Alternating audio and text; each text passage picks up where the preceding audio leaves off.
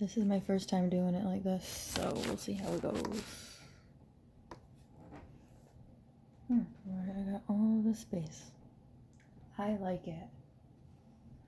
Alright. Okay.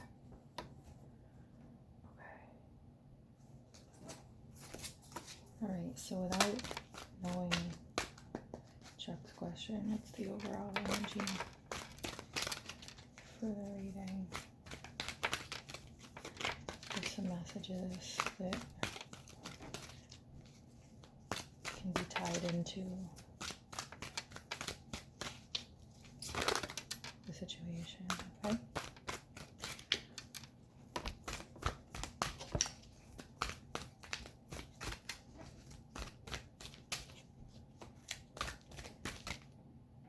All right, that's a lot.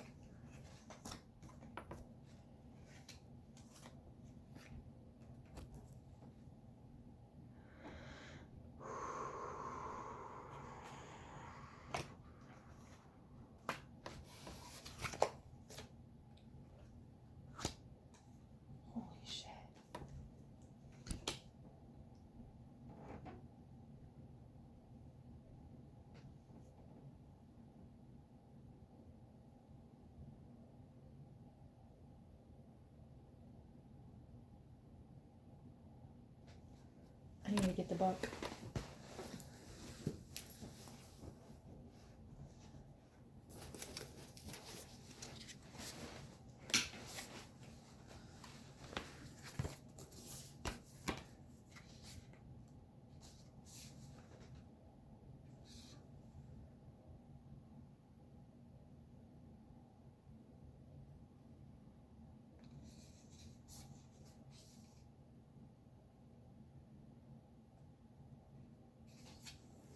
Let me pause it.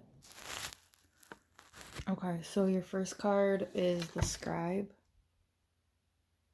I really didn't expect it to get this deep with these first cards here, so this might go a little long.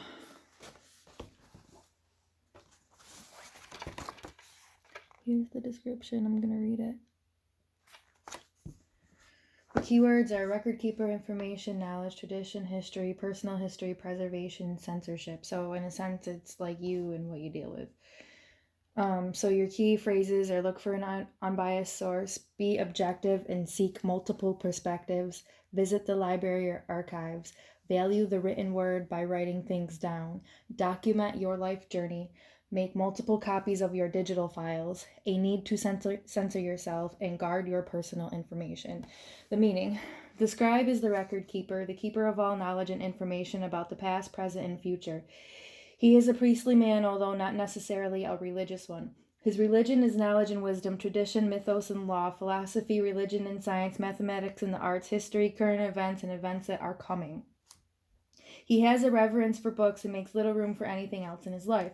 They are his constant companions, and when he is not reading and memorizing their contents, he is searching for new sources of information and collating and documenting the information so it can be recounted with ease.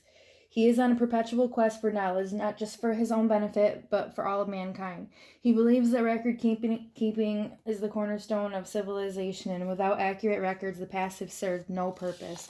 Unlike the sage, the scribe is a man without intellectual bias or prejudice. He is objective and passionate about preserving, having, and providing the most accurate information, and values being to be able to provide the most accurate information. He always offers knowledge from several perspectives and differing points of view. He is a man of letters, and those who know him see him as multifaceted. He's a philosopher, historian, counselor, teacher, instructor, and more. He is respected. His knowledge is treasured. His knowledge is also feared by those who seek to control the information and knowledge that he has amassed. He holds the keys to the library. He knows the secrets of kings and church, I don't know what that word is, machinations, and the politics that have brought leaders to power and removed them. With the knowledge he has, he himself can make or destroy nations. It's a power that inspires fear, but also a power that he would never... Okay, so already I'm getting that you're harboring this that's coming at you. I just saw the Eight of Wands. Power that he would never use because I don't know what that word is. Machinations of man are of little importance to him. Knowledge is his God, and only God he worships. The only God he worships. When the scribe appears in your reading, he symbolizes the importance of documenting your life journey. Whether it be through photos, a journal, a blog, or video, record your story so it can be enjoyed and remembered, and do it in a manner that can be safely preserved. Write your thoughts down on paper. Keep scrapbooks full of photos and thoughts about your favorite experiences. The scribe asks that you value the act of writing things down. You might wonder at the necessity, but while the technology at hand enables us to store a wealth of information, it can also be unreliable, and you risk losing everything for a hard drive if a hard drive fails or the cloud should cease to be. If you don't wish to write things down, take the appearance of the scribe in your reading as a timely reminder to make multiple copies of all that you have stored on your phone, computer, or laptop. You sometimes won't realize the extent of your loss until after it occurs. Don't risk losing the precious memories. Keep them safe. The scribe also signifies that there might be a need to seek someone out who can help you with some research you may need to do. You may need to visit a library or seek out someone whose specific role is to collate or archive records. Whether you are trying to discover your family history, I got something about that, or wishing to follow a path that is steeped in tradition, I got that too, before I started the reading. Now is the time to start asking questions and discovering the answers. Alright, so I'm going to pause this and move on to the next.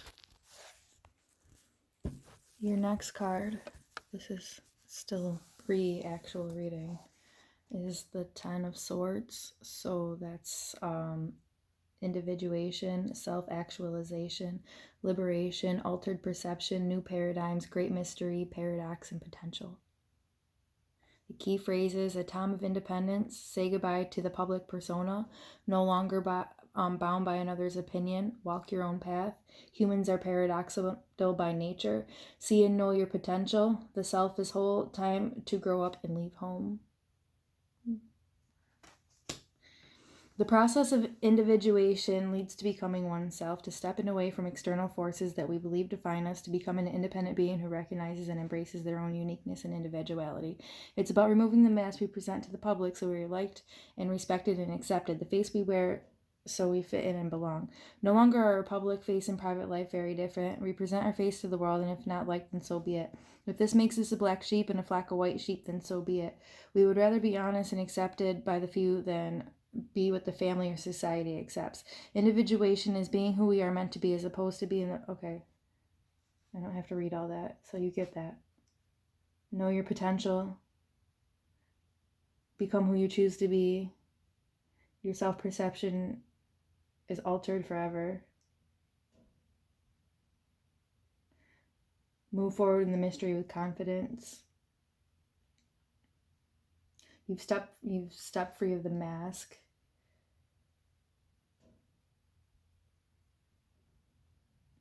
You don't hide anymore. You're separating yourself from the herd. Okay, so I can do that for you. Just read it and give you the bullet points. That's good. This one I already know. It's about balancing what you feel with what you think. There can be a balance. That's an 11 card, so that's also like for the greater good as well. Here we have the Six of Cups, which is also a balance card, but that's more a balance with emotions and your family and community. Healing. In healing, that looks like, yep, there's your mask right there. So it's healing in terms of the career. I may go back and read more into these. It would probably be a good thing.